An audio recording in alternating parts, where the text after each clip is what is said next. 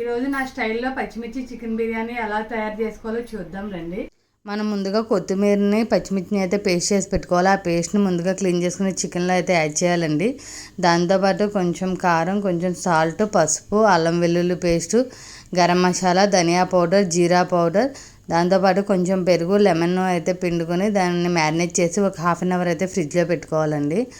అలా ఫ్రిడ్జ్లో పెట్టుకోవడం వల్ల స్మూత్ అవ్వద్ది. సో ఇంట్లో అయితే నేను బిర్యానీకి అయితే ప్రిపేర్ చేసుకుంటున్నానండి. సో ముందుగా అన్ని స్పైసెస్ వేసుకుని ఫ్రై చేసుకున్న, దాని తర్వాత ఆనియన్స్, క్యారెట్, పచ్చిమిర్చి అవి వేసుకుని ఫ్రై చేసుకున్నా. ఆ ఫ్రై అయినాక ముందుగా మ్యారినేట్ చేసుకున్న చికెన్ అయితే దాంట్లో యాడ్ చేసుకున్నాండి. అది మనకి 60% కుక్ అయినాక వాటర్ యాడ్ చేసుకుని రిమైనింగ్ స్పైస్ వేసుకున్నా. అవి బాయిల్ అయిపోయినాకైతే మనం రైస్ కూడా యాడ్ చేసుకుని ఒక 5 minutes సిమ్లో పెట్టుకున్నాం అండి. దాని తర్వాత అయితే కొత్తిమీర వేసుకుని హైలో పెట్టుకుని ఒక విజిల్ అయితే రానిచ్చండి. ఒక విజిల్ అయినాక ఇదిగో కొత్తిమీర చికెన్ పులావ్ రెడీ అయిందండి.